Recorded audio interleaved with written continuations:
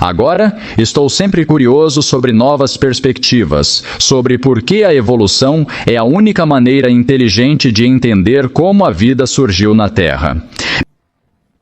Me deparei com uma coluna interessante na Adventist Review, escrita por Clifford Goldstein. E ele encontrou um livro, disse ele, e ouça o título deste livro. Estudos históricos da ciência como se fossem produzidos por pessoas com corpos situados no tempo, espaço, cultura e sociedade, lutando por credibilidade e autoridade. Esse é o título do livro. Agora, em outras palavras, o que este livro aborda é como a ciência é influenciada pela cultura ao seu redor, pela sociedade e como ela luta por credibilidade. Até Karl Marx notou algo. Ele disse: "É notável como Darwin redescobre entre os animais e as plantas a sociedade da Inglaterra, com sua divisão do trabalho, competição, abertura de novos mercados, invenções e luta pela sobrevivência." Outro escritor moderno disse: "É um fato curioso que todos ou quase todos os homens que propuseram alguma ideia de seleção natural na primeira metade do século XIX eram britânicos." Dado o caráter internacional da ciência, parece estranho que a natureza revele um de seus segredos mais profundos apenas aos habitantes da Grã-Bretanha. A economia política britânica, baseada na ideia da sobrevivência do mais apto no mercado e o ethos competitivo britânico, geralmente predispunham os britânicos a pensar em termos de luta competitiva ao teorizar sobre plantas e animais, bem como sobre o homem. Então aqui está o que Clifford disse sobre isso. Que estranho que a natureza tenha revelado um de seus segredos mais profundos apenas a um inglês do século XIX. Ou, em vez disso, talvez o ethos competitivo da sociedade britânica tenha levado esses ingleses a associar a seleção natural à natureza quando ela nunca existiu. Em outras palavras, o ambiente social e político em que ele viveu pode ter levado Darwin a ter suposições que ele não teria tido se tivesse vivido na Rússia czarista ou no Sul antes da guerra, onde ele talvez nunca tivesse chegado à sua teoria da evolução por seleção natural. A ciência trabalha com paradigmas nos quais se baseia e dos quais procede.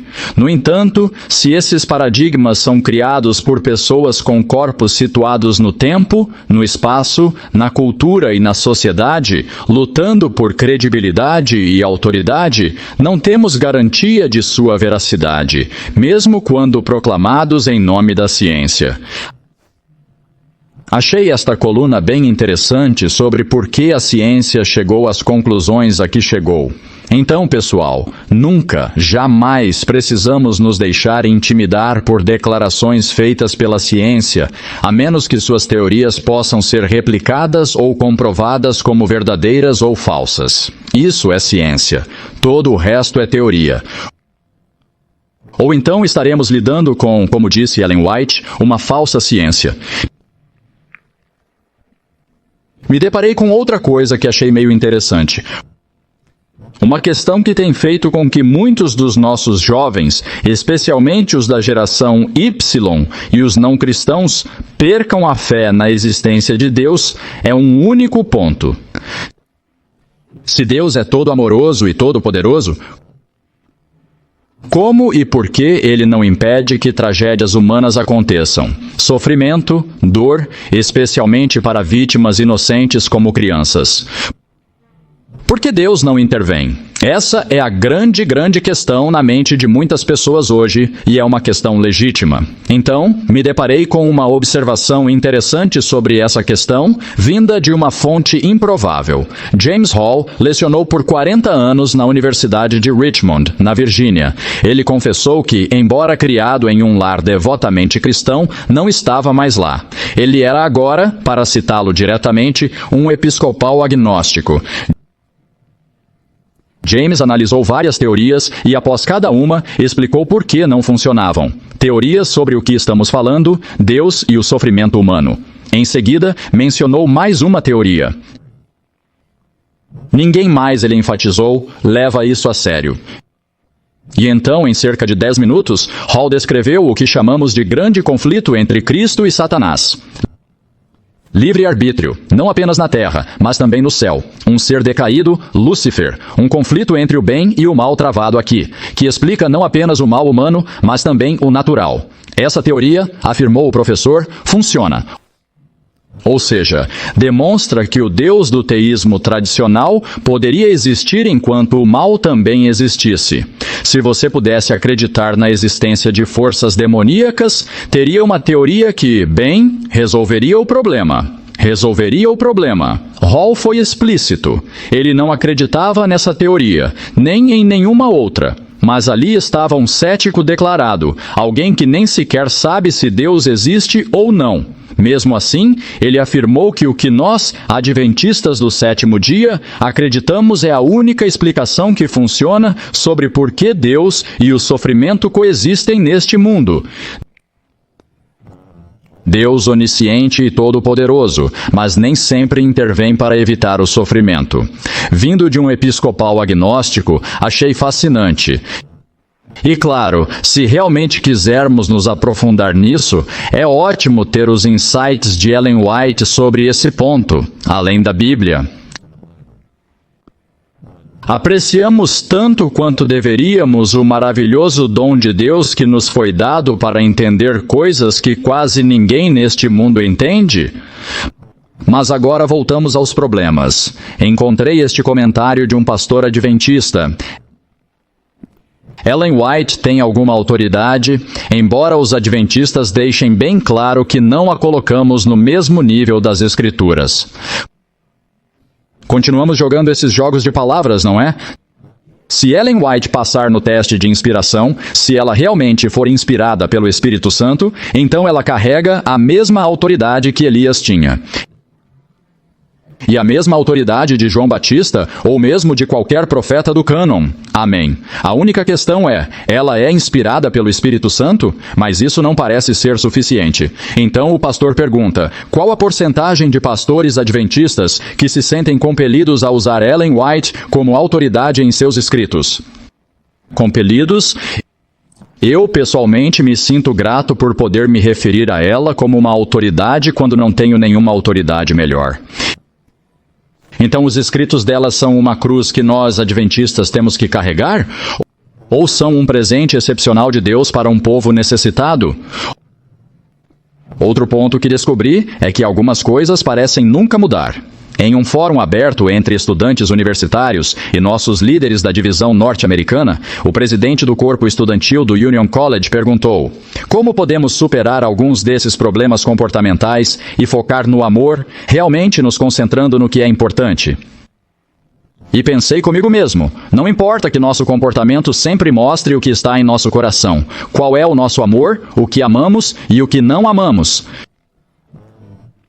E o comportamento é a única maneira de realmente dizer o que se passa no coração de uma pessoa. Não se pode ler o coração dela, só se pode ver o que ela faz e diz, e isso é comportamento. Mas claro, o líder da nossa divisão norte-americana apoiou isso. Ele disse que sim, é fácil se distrair com essas pequenas coisas. Outra difamação sutil da rebelião do estilo de vida. Mas agora, vamos à parte realmente importante desta mensagem. Tudo isso foi simplesmente interessante.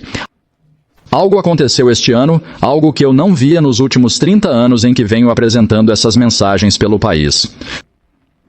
Como aqueles que sabem que ouviram pacientemente minhas mensagens ano após ano, minha ênfase está basicamente focada em dois temas. Número 1, nossa mensagem, o Evangelho Eterno, a justificação pela fé. A mensagem de 1888, como a salvação funciona, contrastando com o falso evangelho evangélico. Essa é minha mensagem número 1. Mas número 2, nossa missão, por que existimos? O que Cristo chamou esta igreja para fazer, para que ele afundou, o grande conflito entre Cristo e Satanás, quais questões ainda precisam ser resolvidas, a vindicação do caráter de Deus e seu governo, a preparação para o selo e o encerramento da porta da graça. Essas são minhas duas questões básicas, nossa missão e nossa mensagem, essas duas coisas. No entanto, como você sabe, elas são controversas hoje em dia. E por isso essas mensagens foram chamadas de divisivas. E não posso falar em certos lugares por causa do que digo sobre essas duas questões. Isso não é novidade. Isso já acontece há 30 anos. Mas este ano foi um ataque frontal a tudo o que eu e outros ensinamos sobre essas duas questões. Uma guerra total, meus amigos, é a única maneira que posso descrever isso. Para destruir esta mensagem e esta missão de uma vez por todas. O que é? 4 livros saíram do prelo no ano passado. 3 vieram da Universidade Andrews e 1 da União do Pacífico. E este é um desses livros. Chama-se O Caráter de Deus e a Última Geração. 12 seminaristas escreveram capítulos neste livro, e este é semelhante e o mais importante de todos os outros livros. Portanto, não vou me concentrar nos outros livros esta noite, apenas neste. O Caráter de Deus e a Última Geração. Teologia da Última Geração. O que isso significa? É um termo cunhado nos últimos 20 anos aproximadamente para descrever o que o Adventismo representa em sua mensagem e missão. Portanto, é apenas um termo relativamente novo que tem sido usado para descrever nossa missão e nossa mensagem.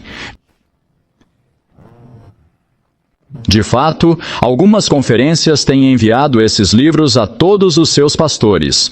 Eles consideram isso muito importante. Portanto, esta não é uma questão menor. É um grande incentivo para os adventistas do sétimo dia em todo o mundo.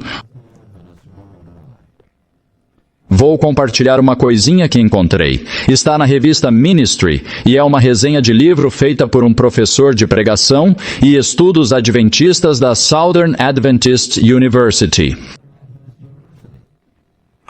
Aqui está a resenha do livro. Os autores forneceram uma alternativa bíblica sólida à teologia da última geração, que não é apenas intelectualmente satisfatória, mas também espiritualmente edificante. O livro, como um todo, é uma importante contribuição ao pensamento cristão sobre o fim dos tempos e uma importante correção para mal-entendidos sobre a vindicação do caráter de Deus. Os pregadores encontrarão muitas ideias para séries de sermões bíblicos. O Caráter de Deus e a Última Geração é uma obra marcante que inspirará uma nova geração de adventistas do sétimo dia a dar glória somente a Deus e proclamar o breve retorno de Jesus com esperança e segurança. Essa é a resenha do livro em suas partes essenciais. Então, meus amigos, vocês precisam saber o que está neste livro. Vocês precisam saber o que está neste livro. E eu não recomendo que vocês saiam por aí comprando e tentando vasculhar tudo. Vou compartilhar com vocês esta noite o que este livro diz, do que se trata e algumas reflexões que terei sobre isso. Existem basicamente 2 categorias neste livro, e ele é semelhante a todos os outros. Primeiro, há alegações feitas sobre a teologia da última geração que são totalmente falsas. Essa é uma maneira fácil de fazer as coisas. Basta dizer algo totalmente falso, construir um espantalho e depois derrubá-lo. E a segunda é uma boa parte dos ensinamentos de um falso evangelho derivado de guardadores do domingo evangélicos. Você encontrará ambos neste livro. Então vou dedicar um tempinho, ler algumas coisinhas, apenas frases, aqui e ali neste livro, e você terá uma ideia do que está sendo ensinado aos nossos pastores adventistas no seminário. A teologia da última geração defende o perfeccionismo, que sustenta que os humanos podem se tornar absolutamente sem pecado. Isso tende a enfatizar as obras humanas e sugere que se pode chegar a um ponto em que não se precisa mais da justiça imputada de Cristo. Alguns enfatizam a obediência externa e se concentram em abster-se de cometer pecados pelo simples exercício disciplinado da própria vontade. Eles não precisam mais da obra de Cristo em seu favor. É mais ou menos assim que começa o primeiro capítulo. Amigos, a teologia da última geração não enfatiza e nunca enfatizou as obras humanas. Ela enfatiza a entrega humana. E isso é algo completamente diferente. E nunca, jamais, estaremos além da necessidade da justiça de Cristo. Na verdade, precisamos dela agora mais do que nunca por causa da nossa fraqueza. Força de vontade. Força de vontade jamais vencerá nem mesmo o menor dos pecados. Bem, esse foi o começo, então vamos nos aprofundar um pouco mais neste livro. E J. Waggoner foi o pai eficaz da teologia da última geração. Interessante, Deus arriscando sua vindicação no desempenho de sua igreja é um dos momentos mais incertos na história doutrinária de E. J. Waggoner. Um dos momentos mais incertos é Deus não arriscou sempre sua vindicação com a cooperação de seu povo? Vamos começar talvez com o primeiro livro escrito em toda a Bíblia? Achamos que é o livro de Jó. Não era disso que se tratava o livro de Jó? Você já pensou no meu servo Jó? Ele pergunta. E quanto a Abraão? Ele deixará seu país e partirá? Ele não sabe para onde. E quanto a Moisés, Daniel, João Batista, Paulo e talvez a última geração também, Deus conta com seu povo para testemunhar por ele, não é mesmo? Bem, algumas páginas depois, os ensinamentos de Andreasen contribuíram para a presença na igreja de um forte elemento de legalismo involuntário. Você sabe o quê? M. L. Andreasen é sempre apontado por esse tipo de apresentação como a fonte do legalismo na igreja. O faça você mesmo. Sabe, a realidade era que o legalismo era um grande problema na igreja adventista na década de 1880 e antes disso. E foi precisamente esse o problema que Jones e Waggoner foram enviados para corrigir. O legalismo de conquistar a própria justiça e provar algo a Deus e todo o resto.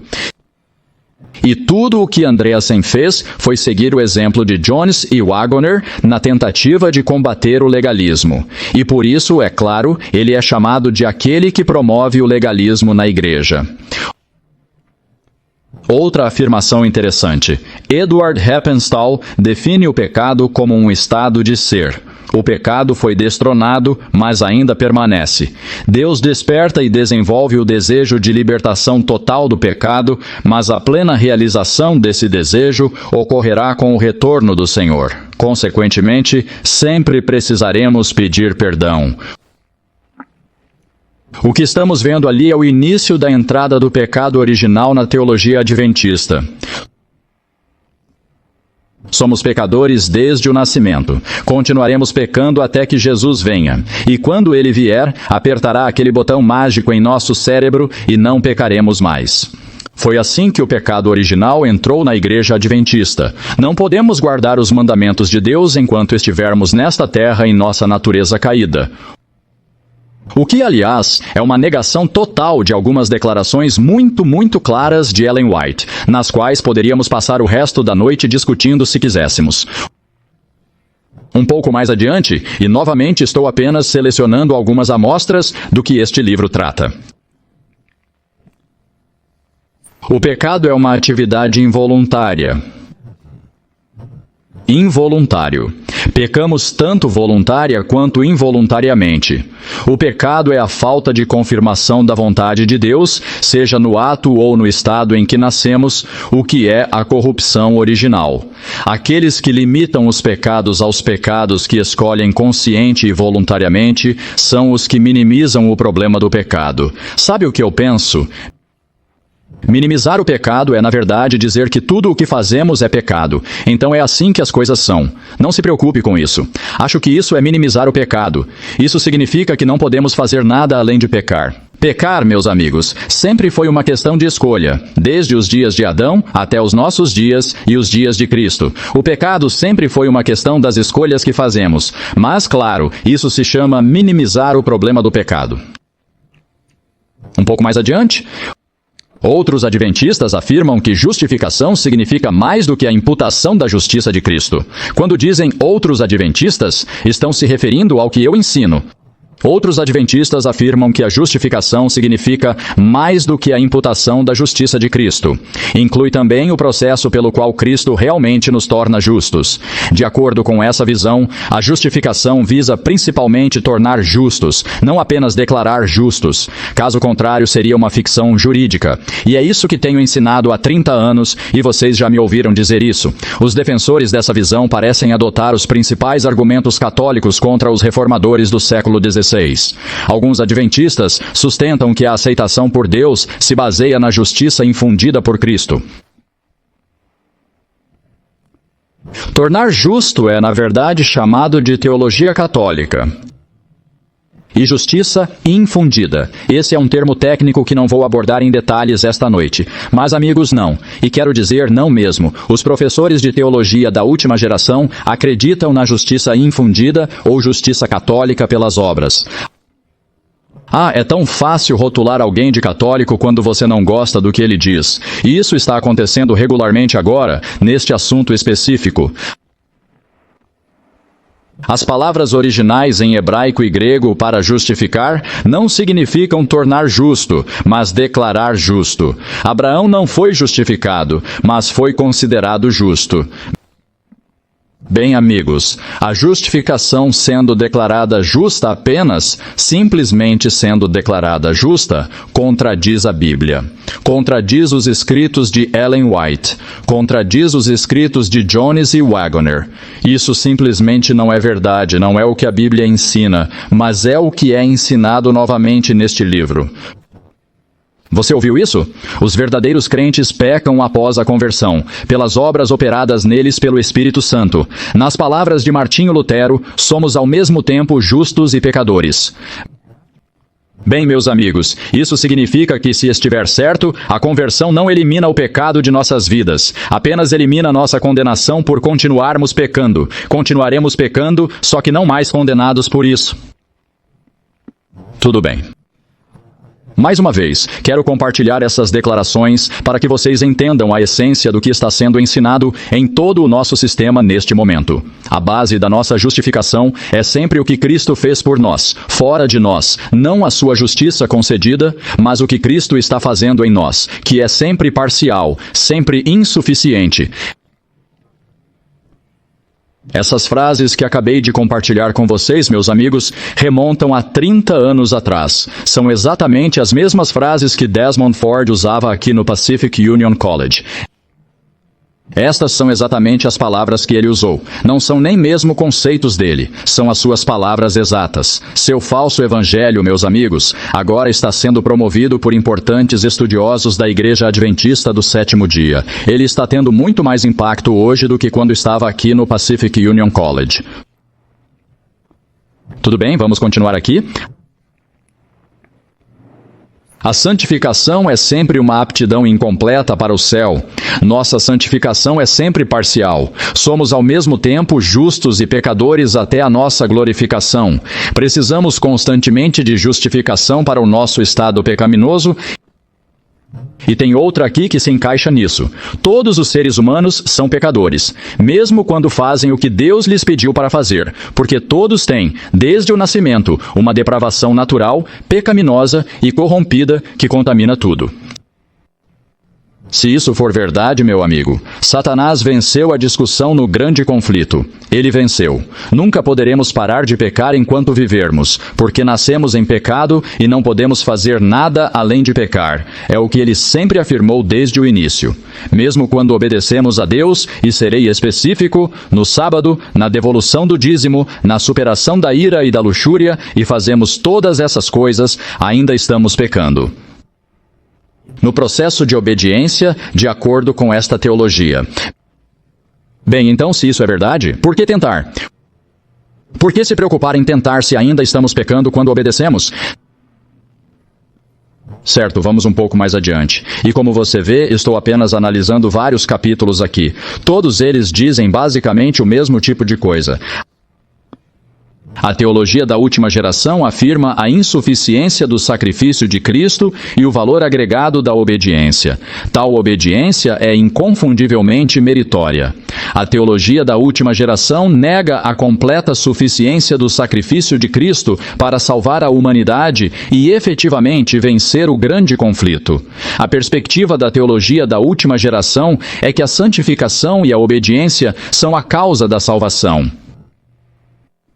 E mais uma vez, amigos, a teologia da última geração nunca ensina que o sacrifício de Cristo é insuficiente.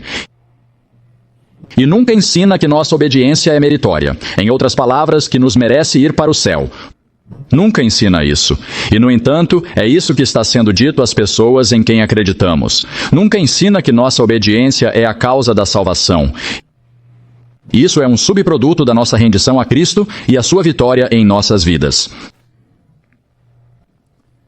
Certo? Vamos continuar. Nunca se pode falar em estar sem pecado. O egoísmo ainda está presente na vida de um cristão. Tudo o que os seres humanos fazem, por mais bom e justo que seja, está contaminado pelo egoísmo e pelo pecado. Portanto, é equivocado falar da possibilidade de alcançar uma vida sem pecado nesta terra. Bem, amigos, o ponto principal é que se nunca estaremos sem pecado como está sendo ensinado, então não há fechamento da porta da graça, certo? Não pode haver um fim da graça porque estaremos pecando e precisando de perdão até que Jesus venha.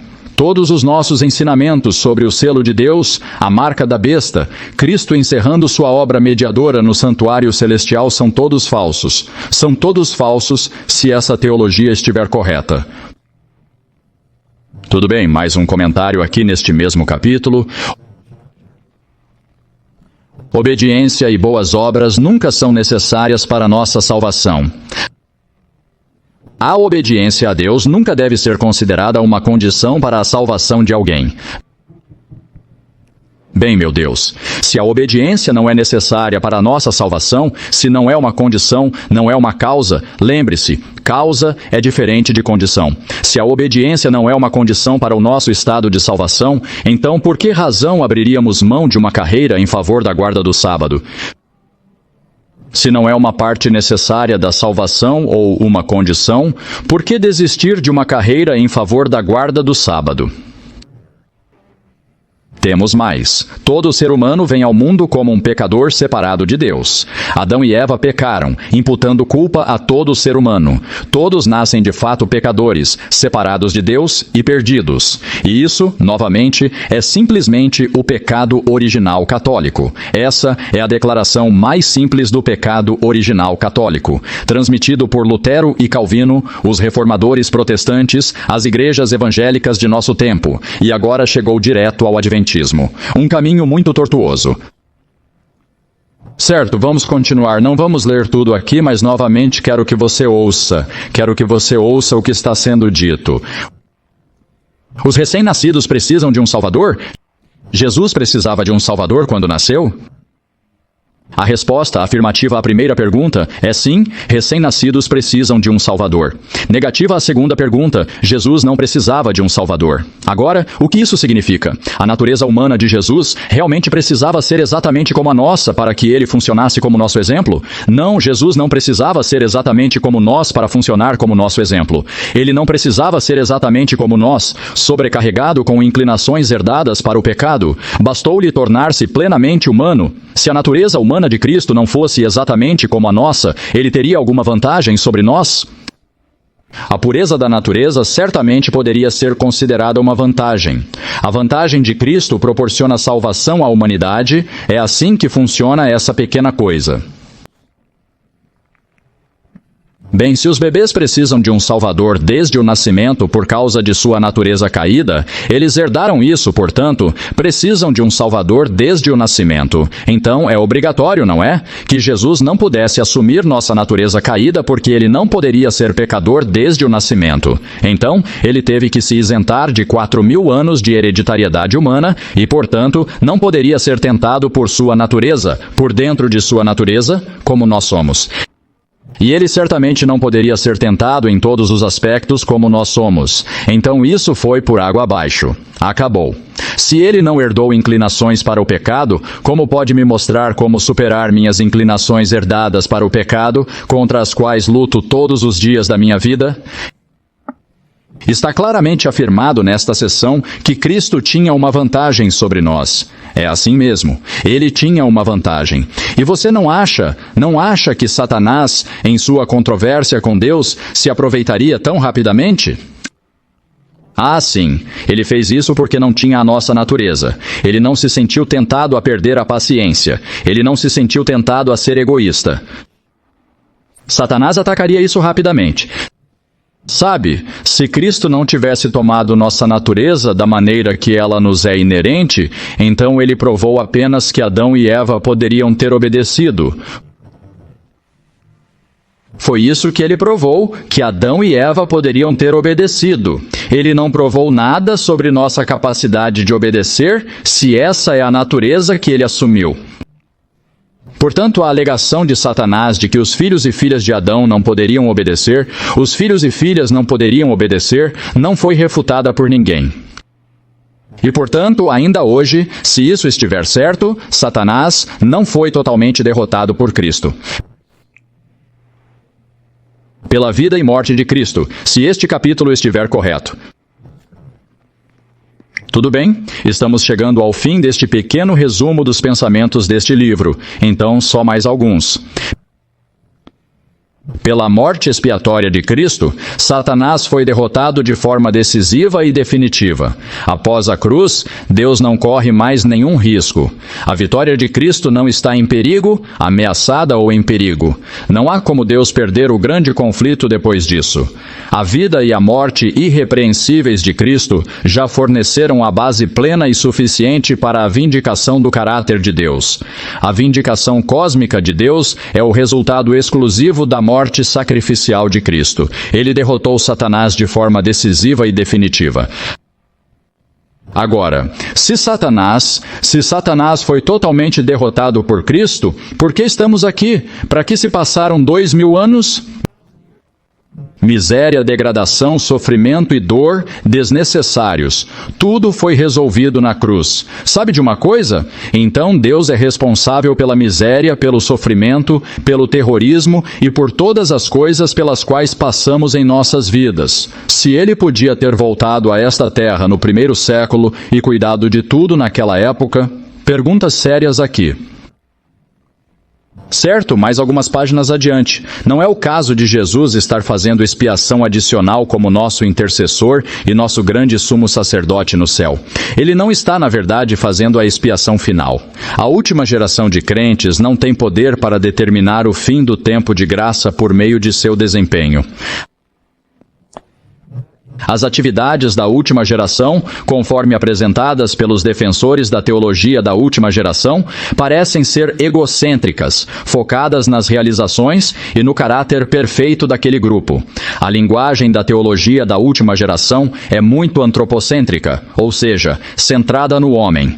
A obra de Cristo no santuário celestial deve ser entendida como a aplicação dos benefícios da expiação já realizada na cruz, e não como uma continuação da obra de expiação que começou na cruz.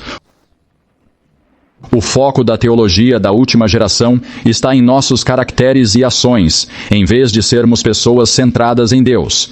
A teologia da última geração rebaixa e reduz inaceitavelmente o significado da morte de Cristo na cruz e sua eficácia.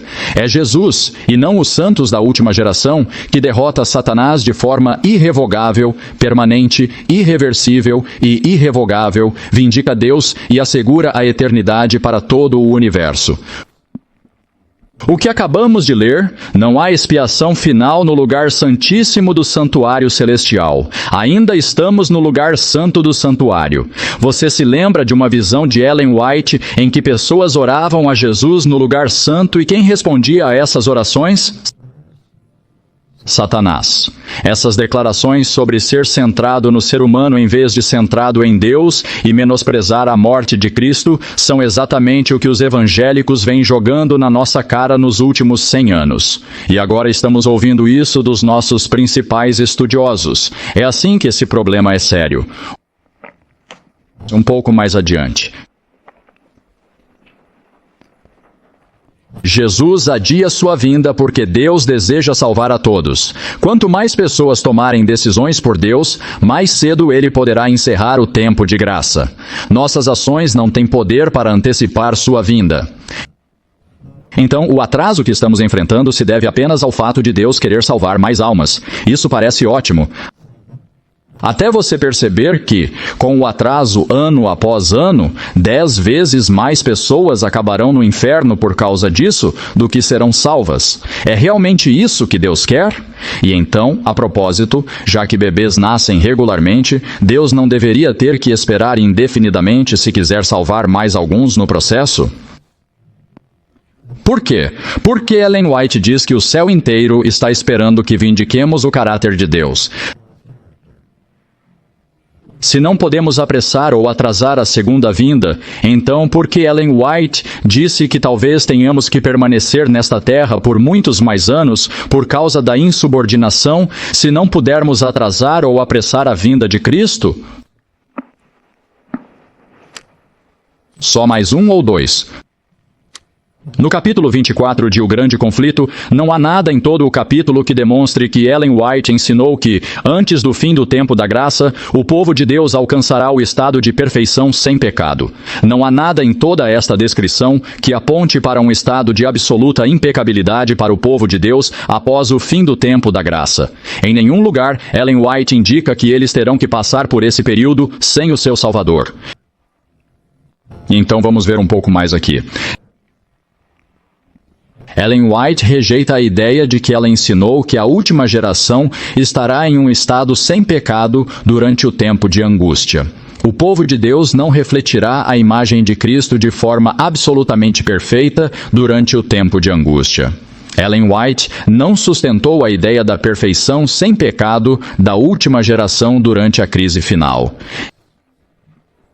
Em nenhum lugar, ela ensina que o povo de Deus alcançará um estado particular de absoluta impecabilidade antes do fim da graça, e que após o fim da graça, eles não terão mais pecado de nenhuma forma. Ela insiste constantemente que a impecabilidade é inatingível nesta vida. O povo de Deus jamais alcançará um estado sem pecado enquanto estiver nesta carne. Você acabou de ler uma negação total do que Ellen White diz nessas declarações. Vou compartilhar algumas frases, apenas algumas frases do que ela diz. Esta é Ellen White, ninguém pôde compartilhar o refrigério até obter a vitória sobre toda a aflição, sobre o orgulho, o egoísmo, o amor ao mundo e sobre toda a palavra e ação erradas. Isso está em Primeiros Escritos, 71. Após o fim do tempo da graça, o povo de Deus teme que não tenha se arrependido de todos os pecados. Se o povo de Deus tivesse pecados não confessados para aparecer diante deles, ficariam sobrecarregados. Eles não têm erros ocultos para revelar. Seus pecados foram previamente julgados e apagados. Grande Conflito, 620. Não havia pecado em Cristo que Satanás pudesse usar em seu benefício. Esta é a condição em que devem ser encontrados aqueles que permanecerão de pé no tempo de angústia. Grande Conflito, 623. Não haverá sangue expiatório para purificar do pecado.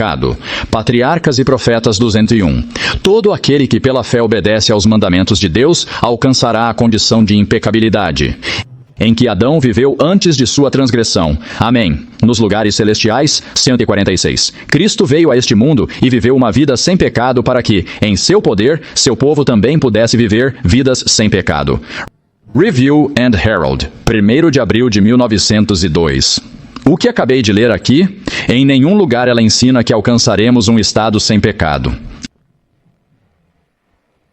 Acho absolutamente incompreensível que os principais estudiosos da Igreja Adventista do Sétimo Dia possam assinar uma declaração como essa. Um pouco mais, só um pouco. Boas ações são importantes para a salvação dos outros, mas não para a nossa salvação. Bem, você sabe o que é isso? É puro ensinamento evangélico. Boas obras e obediência não têm nada a ver com a nossa salvação pessoal, mas são úteis para o testemunho. Você não estará salvo ou perdido por isso, mas é melhor ser uma boa testemunha se estiver praticando boas ações. Ouça Ellen White novamente. Cristo mostrou que homens e mulheres, por meio de sua graça, também podem viver vidas de perfeita obediência. Isso é necessário para a salvação deles. Necessário para a salvação. Isso é Review and Herald, 15 de março de 1906. Certo? No último capítulo, as questões são resumidas. Deixe-me revisá-las como elas fizeram. Número 1, pecado é nascer com uma natureza decaída. Número 2, justificação é ser declarado justo somente. Declarado justo somente. Número 3, a santificação nunca será completa. Nunca nos tornaremos sem pecado. Número 4, Satanás acusou Adão e Eva de não poderem guardar a lei. Sabe qual é a realidade? Segundo Ellen White, ele acusou os filhos e filhas de Adão de não conseguirem guardar a lei. Número 5. Se Cristo assumiu a nossa natureza, ele precisaria de um Salvador. Número 6. A morte de Cristo vindicou Deus plenamente, sem necessidade de uma vindicação de expiação final. E número 7. A perfeição final sem pecado desonra a glória de Deus. Ele vencerá conosco ou sem nós. Somos irrelevantes para o processo. É disso que trata o livro, e é disso que tratam os outros livros também. Este é apenas o mais importante dos livros impressos no ano passado. Sabem de uma coisa, amigos? Nos últimos 20 minutos, meia hora, vocês estão sentados aos pés de Desmond Ford. Você está sentado aos pés de Desmond Ford. Este livro é exatamente o que ele ensinou no Pacific Union College e o que ele ainda ensina hoje. Aliás, ele tem um novo ensinamento. Deus criou tudo por meio do processo de evolução. Essa é uma novidade que ele criou. Mas agora a teologia que ele ensinou aqui no Pacific Union College está sendo ensinada nos mais altos níveis de erudição adventista para toda uma geração de aspirantes a pastores em nossas igrejas. Este pode ser o acontecimento mais perigoso que já vi em 30 anos, e é por isso que o apresento a vocês esta noite. Isso é crucial. Agora, mais do que nunca, meus amigos, precisamos nos tornar mais inteligentes e maduros em nossa compreensão da mensagem e da missão do adventismo, porque os próprios eleitos estão sendo enganados. Talvez não enganados. Eles estão sendo enganados agora mesmo. Um segundo livro que não vou resenhar esta noite foi escrito por George Knight. O que ele fez foi um ataque completo ao livro de M. L. Andreasen sobre o santuário, o ritual do santuário. Ele disse que os seres humanos não têm nada a ver com a conclusão do grande conflito, apesar de estar claro em Parábolas de Jesus, página 69. Quando o caráter de Cristo for perfeitamente reproduzido em seu povo, então ele virá reivindicá-los como seus. Mas acho que isso é irrelevante. Claro, isso exige uma rejeição da mensagem de Jones e Wagoner, apesar do que Ellen White diz, que este foi o começo do autoclamor, e rejeitar a mensagem deles é rejeitar a Cristo, o doador dessa mensagem. E então ele disse em seu livro que reconhece que Ford e Heppenstall ensinaram o mesmo evangelho junto com Laurendale. O que estamos testemunhando, meus amigos, nestes 4 livros é apenas o fruto da árvore que foi plantada na década de 1950 e regada na década de 1970 por nosso colega do Pacific Union College. É disso que se trata. Agora compartilharei um pouco mais de outro livro, aquele que foi lançado recentemente pela Conferência da Pacific Union. Esta é uma citação daquele livro. A Bíblia não é tão clara em alguns aspectos da escatologia quanto muitos pensam. Inúmeras perguntas permanecerão sem resposta.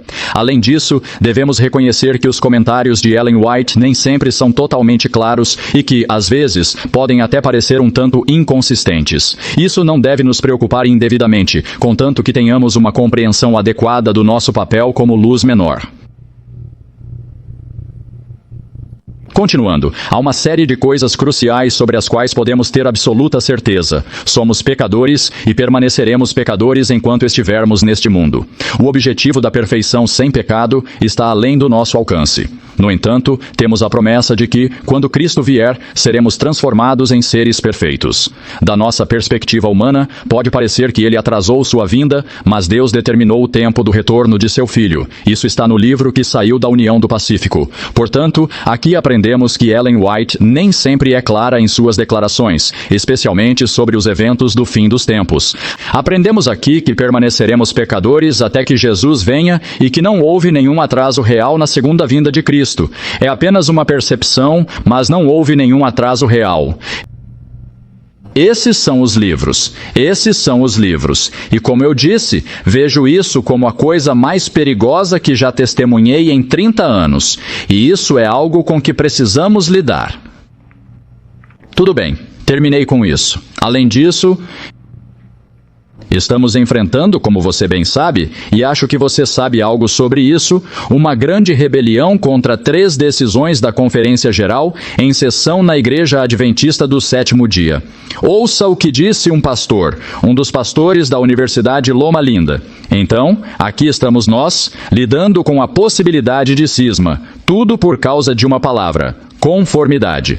Devemos nos manifestar contra este documento de conformidade, porque ele sacrificaria a consciência individual no altar da conformidade. A noção de consciência individual permaneceu central na mente dos teólogos, pastores e pessoas de fé. Então, aqui estamos, em um impasse, tentando descobrir o que fazer. Não podemos apoiar um documento que nos levaria a violar nossa consciência. Então, aqui estamos. Não podemos fazer outra coisa. Que Deus nos ajude. E o que diz esse pequeno artigo? Ele ignora completamente a realidade de que aqueles que se opõem às suas opiniões e que votaram na sessão da Conferência Geral e no Conselho de Audubon também o fizeram por consciência, por convicções conscientes que tinham. Amigos, quando pessoas de consciência não conseguem concordar entre si, só há uma maneira de resolver isso na Igreja Adventista do Sétimo Dia. Não temos um profeta, então recorremos à autoridade máxima da Igreja Adventista, que é a nossa Conferência Geral em sessão. É a única maneira de resolvermos questões sobre as quais não conseguimos chegar a um acordo pleno em consciência. No entanto, o que estamos descobrindo é que isso parece não ser suficiente. Por qualquer motivo, consciência ou conveniência, setores importantes da Igreja agora se recusam a se submeter à vontade da Igreja Unida, a Igreja Mundial. O presidente da nossa Conferência da União do Pacífico expressou isso da seguinte forma: nossos oficiais se opuseram veementemente ao documento antes da votação e continuaremos a levantar nossas vozes em oposição a quaisquer políticas que impeçam a missão de Jesus Cristo. E então, a divisão norte-americana divulgou uma declaração sobre essa votação no concílio anual.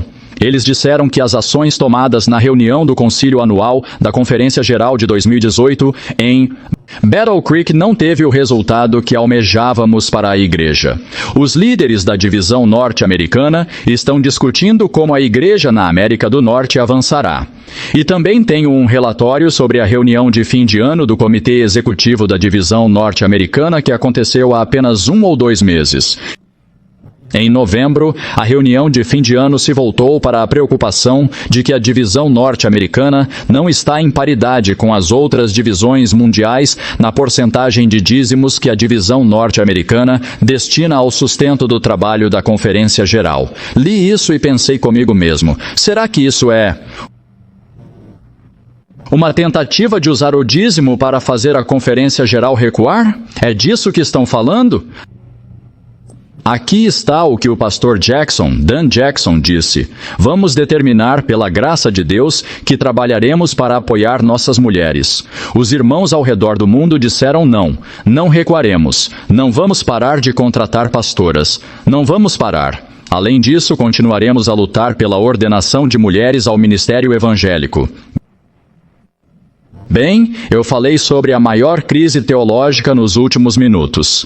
Agora, esta é a maior crise da Igreja que já testemunhei em toda a minha vida, não apenas nos últimos 30 anos. Quando grandes setores da Igreja desafiam aberta e deliberadamente as decisões tomadas pelos leigos da Igreja Adventista do Sétimo Dia e pelos líderes eleitos da Igreja. Isso destrói o adventismo global e nos tornaremos setores que acreditam nisso, fazendo aquilo em várias partes do mundo. Esse é um problema muito grande que estamos enfrentando agora, e ainda estou para ver como tudo isso vai acabar. Só mais uma coisa e depois termino. Abriremos para perguntas. Uma reviravolta interessante. A Adventist Review publicou recentemente uma pesquisa no Facebook que parece ter como objetivo vincular o antitrinitarismo à teologia da última geração. George Knight afirma que o antitrinitarismo é especialmente forte entre os crentes na teologia da última geração de Andreasen. A realidade é que todas as pessoas que George Knight cita aqui como apoiadoras da teologia da última geração apoiam plenamente as crenças fundamentais da Igreja Adventista do Sétimo Dia, incluindo a divindade. E, no entanto, ele diz: não. Eles estão apoiando esse movimento anti-trindade. Os editores da Adventist Review, este é o relatório, publicaram no início de maio de 2018 uma breve pesquisa no Facebook intitulada A Pesquisa da Divindade. A maioria das perguntas que compõem a pesquisa são muito enganosas, e os resultados da pesquisa criariam a falsa impressão de que há uma sobreposição substancial entre o antitrinitarismo e teologia de última geração. A pesquisa Godhead da Adventist Review parece ter sido intencionalmente elaborada para criar falsas impressões, falsas ligações entre a verdade e o erro. E o relatório pergunta: foi elaborada dessa forma? Provavelmente nunca saberemos. A pesquisa foi excluída da página da Adventist Review no Facebook.